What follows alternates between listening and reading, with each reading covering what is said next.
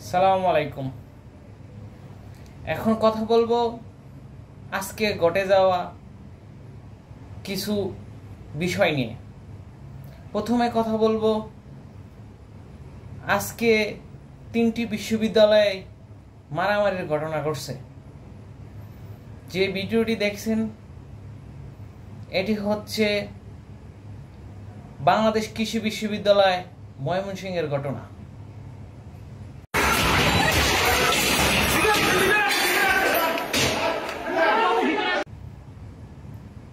এরপরে ভিডিওটি হচ্ছে চট্টগ্রাম বিশ্ববিদ্যালয়ের ঘটনা।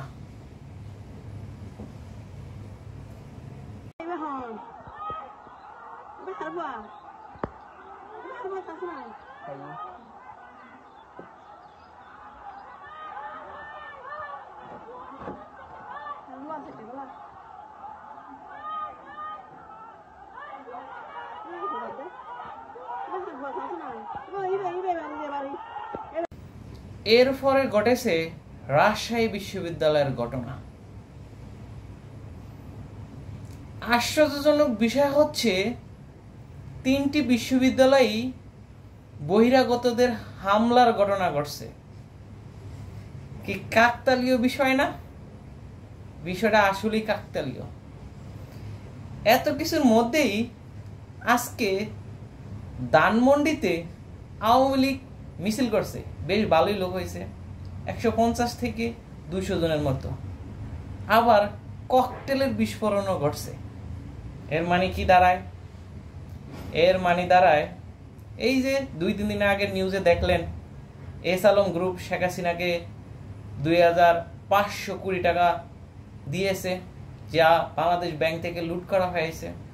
এগুলো হচ্ছে এগুলোরই ফল, অর্থাৎ এগুলোরই ফসল। ভালোই হয়েছে। আপনারা নিজেরা মারামারি করেন, নিজেরা ঐক্য নষ্ট করেন, আর এদিক দিয়ে আওয়ামী লীগ এন্ট্রি নিক। আওয়ামী লীগ যে এন্ট্রি নিলে আপনাদের কেউ অস্তিত্ব থাকবে না, সেটা কি আপনারা ভালো করে বুঝেন, ভালো করে জানেন? আওয়ামী লীগ অত্যন্ত কঠোর পদক্ষেপ নিয়েছেন, দেশ নিয়ে গভীর ষড়যন্ত্রে মেতেছেন। নিউজ দেখেন, নিউজে কি বলছে।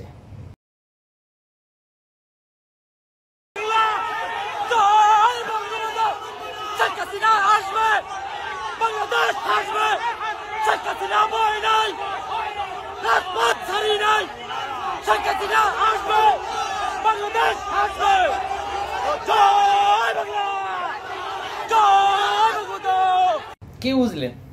3টে বিশ্ববিদ্যালয়ে একই ঘটনা ঘটেছে। মারামারির একদম শেষ পর্যায়ে, মার্ডার পর্যায়ে চট্টগ্রাম বিশ্ববিদ্যালয় 300 ছাত্র হসপিটাল। হঠাৎ করে এত বহিরাগত তো কোথা থেকে আসছে? বড় বড় রামদা হাতে নিয়ে কোপাচ্ছে। এই মুহূর্তের খবর হচ্ছে 2 জন আইসিইউতে। সবাইকে কেউ একজনের কবজি থেকে হাত প্রায় বিচ্ছিন্ন। আসলে এগুলা কিছু না, এগুলো হচ্ছে পূর্বে থেকে টাকা দেওয়া ছিল, প্ল্যানিং ছিল না। আর না হয় 3টা বিশ্ববিদ্যালয় একই সাথে একই ঘটনা কিভাবে ঘটে? এদিক দিয়ে ঢাকাতে আবার আওয়ামী লীগের মিছিল। এগুলা হচ্ছে সেই এস আলমের 2050 কোটি টাকার খেলা। এই খেলায় প্রশাসনের কিছু লোক জড়িত রয়েছে। কিভাবে জড়িত রয়েছে? মারামারির এত ঘটনা ঘটার পরেও কোনো পুলিশের খবর নেই। চট্টগ্রাম ইউনিভার্সিটির বিসি ওসিকে ফোন দেওয়ার পরেও কোনো পুলিশ আসে নাই। এ থেকে কি বোঝা যায়? নিশ্চয়ই কোনো ষড়যন্ত্র তো আছেই। আমরাও তো রাজনীতি বুঝি, এ দেশের পরিস্থিতি তো আমরা দেখেছি। তো এটাকে এড়িয়ে যাওয়া একেবারেই সম্ভব না। আসুন আমরা এক হই, ভেদাভেদ ভুলে যাই, কাঁধে কাঁধ মিলিয়ে ঐক্য করি। নিজেরা নিজেদের প্রতি ভুল বোঝাবুঝি সৃষ্টি করে এই আওয়ামী লীগকে আবার ডেকে আনবেন না, সেই খুনিদেরকে আবার ডেকে আনবেন না দয়া করে।